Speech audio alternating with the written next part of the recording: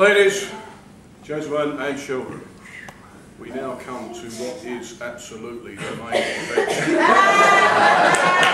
The main entertainment of the evening. Make moments when we invite the bridegroom's men to give us a little insight into the darker side. Only you knew. So, ladies, gentlemen and children, I claim your attention for the bridegroom's men, Brad Ransom, Stuart Lindars and Stephen Stanis.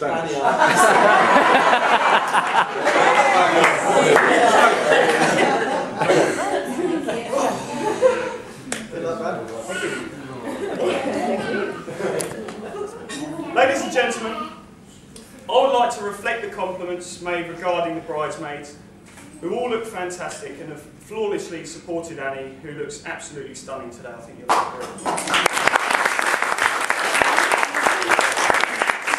It is a great venue for what is an extremely important and some might say a long overdue occasion. I'm sure that we're all going to enjoy sharing this experience with them today at the beginning of a wonderful journey that will last them a lifetime together. We, the three best men, are attempting to give you an insight of how we know Gareth Ian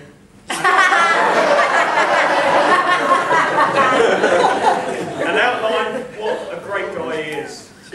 I'm sure that after lengthy discussions on how we would convey this rather tenuous subject, we have decided on a chronological crucifixion of his life as our friend. As I've known the condemned for over 25 years, I shall begin this story from one of my earliest memories, the climbing frame in my garden. I'm not sure if Gareth would not come down off this climbing frame because I was going to give him a dead arm, or he was just being a bit of a sissy because he realised he was more than 3 feet off the floor. Now this is my earliest memory, but it's certainly not the only evidence of, let's say, feminine tendencies.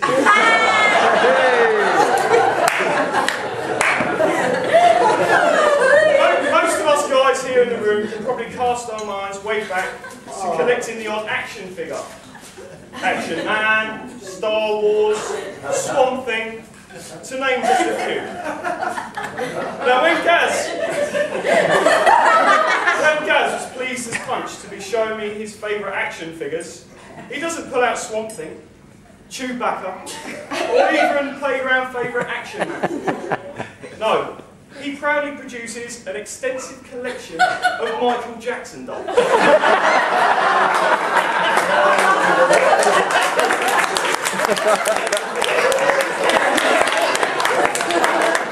Now, to commemorate this, I have a gift for you guys.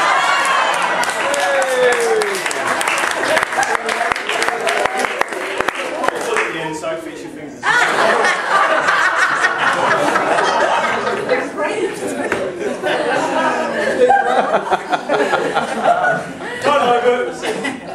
Gareth was good fun and a cool mate to have. He's always been a techno geek and had all the latest consoles and games. I'm sure that the Michael Jackson obsession would not have a long-term effect on him until one day in the local park. I'd managed to drag him away from the computer screen on a lovely sunny day. We'd been kicking a ball around and got extremely thirsty. As I lived close by, I popped home quickly to grab a bottle of squash. Just as I was about to leave with the said bottle of Robinson's apple and blackcurrant, Gaz came running into the house bawling his eyes out. He was extremely upset, but we managed to get some words through the snot and the tears. Apparently some strange old man had asked him if he wanted to see his puppies. Clearly, this is not and was not a laughing matter, but it transpired he was not freaked out by the retired Michael Jackson wannabe coaxing him back to his house. Gareth was purely perturbed because he didn't have any puppies when he got there.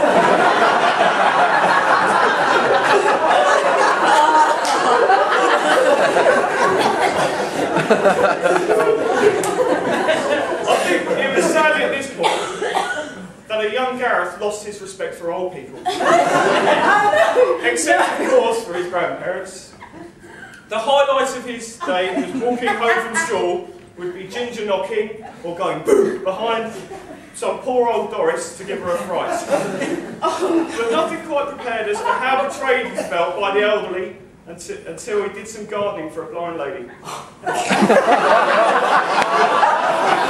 can't believe it! Bradley, You're probably thinking now, how sweet, what a lovely guy. In fact, Ethel thought exactly that as she paid him his tenner before he got on his BMX, until she fumbled her way around her garden to find he had left a garden that Tracy Emin would have installed at the tape gallery and labelled it untouched.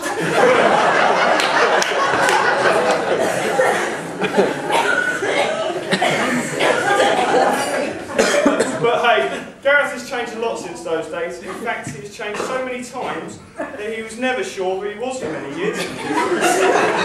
A walking identity crisis, you might say. We had the Jackson years, computer geek phase, the raving gear, Oasis clobber, and one of my personal favourites, the swampy stage. It seemed that every time I saw Gareth, he was transcending into another social scene. But in honesty, I believe these experiences have moulded Gareth into the man we see before us today. Gareth has the ability to mix it with anyone, a social comedian, as they say. But this term does not really convey the honesty and warmth he possesses as a friend. A friend who has been a constant and reliable source of support and fun and amusement over the years. He really does have the most wicked sense of humour, which I think is one reason Gaz and Annie make such a wonderful couple.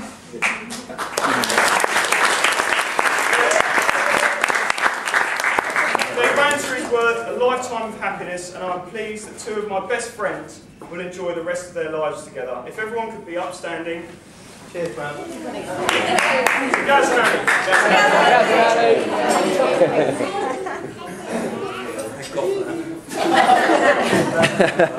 Annie.